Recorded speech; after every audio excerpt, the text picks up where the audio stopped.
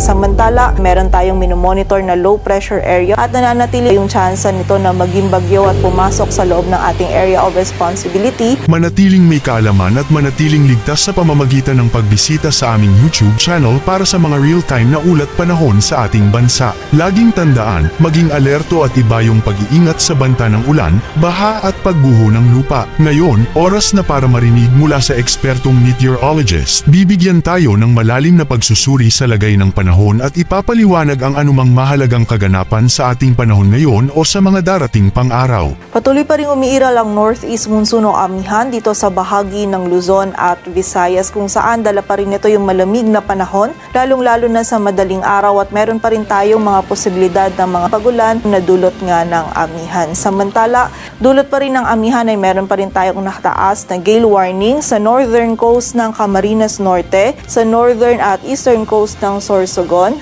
eastern coast ng Albay, maging sa northern Samar, eastern Samar, maging sa bahagi din ng Dinagat Island, Surigao del Norte kasama na ang Siargao at Bukas Grande Islands, Samar, Biliran, Leyte, southern Leyte, Surigao del Sur maging sa eastern coast ng Davao Oriental kung saan mapanganib pa rin po yung pagpalaot para sa ating mga kababayang mangingisda pati na rin yung may mga maliliit na sasakyang pandagat. Samantala sa bahagi naman ng Visayas at Mindanao, dito sa mga bahagi ng Samar, Northern Samar, Eastern Samar maging sa Leyte ay makakaranas din tayo ng mataas na tsansa ng mga pagulan na dulot pa rin ng amihan. Dito sa bahagi ng Palawan, Western Visayas at Central Visayas ay patuloy din magiging bahagyang maulap hanggang sa maulap yung ating kalangitan at meron din tayong mga posibilidad pa rin ng mga isolated na pagulan na dulot pa rin ng amihan.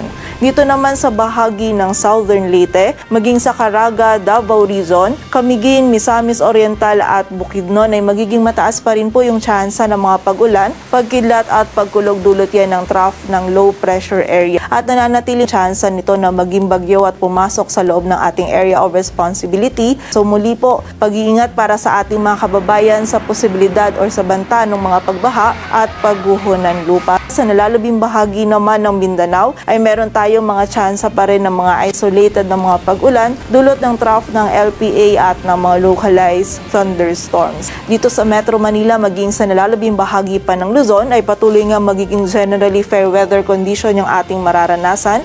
Maulap na kalangitan at magiging mataas yung tsansa ng mga pag-ulan dito sa bahagi ng Cagayan Valley, Aurora, Quezon at Bicol Region dulot yan ng amihan. Malamig na panahon pa rin yung mararanasan natin lalong-lalo na sa madaling araw at meron pa rin tayong posibilidad ng mga isolated na mga pagulan na dulot ng amihan. Ngayon, malalaman naman natin ang lagay ng panahon sa mga susunod o darating pang-araw. Bago mo ipagpatuloy, huwag kalimutang mag-subscribe at pindutin ang notification bell para lagi kang updated sa ulat panahon sa ating bansa. Huwag mo ring kalimutang ibahagi ang video na ito para makatulong o malaman ng iba pang kababayan natin ang lagay ng panahon sa ating bansa.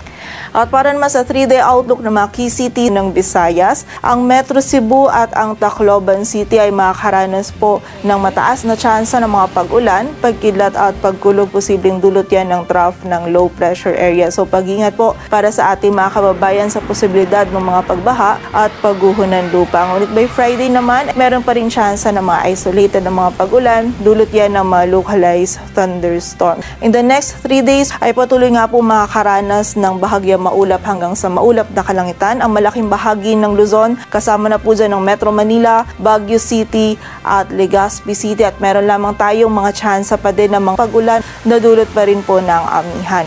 Samantala sa bahagi naman ng Mindanao, ang bahagi po ng Metro Davao in the next 3 days ay patuloy kang makakaranas ng maulan na panahon or magiging mataas pa rin po yung tsansa ng mga pag-ulan, pagkilat at pagkulog dulot yan ng trough ng LPA. So muli po, pag-iingat para sa ating mga kababayan dyan sa banta ng mga pagbaha at pagguho ng lupa. Sa Cagayan de Oro City naman ay magiging mataas din po yung tsansa ng mga pag-ulan and by Friday naman ay meron tayong mga posibilidad ng mga isolated na mga pag-ulan, dulot yan ng mga localized thunderstorms.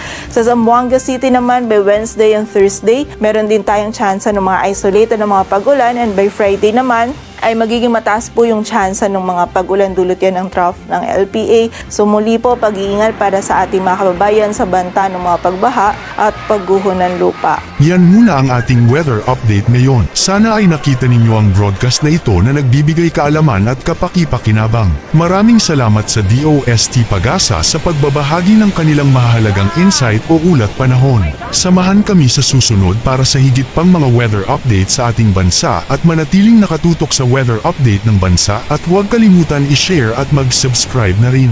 Mabuhay ang Pilipinas!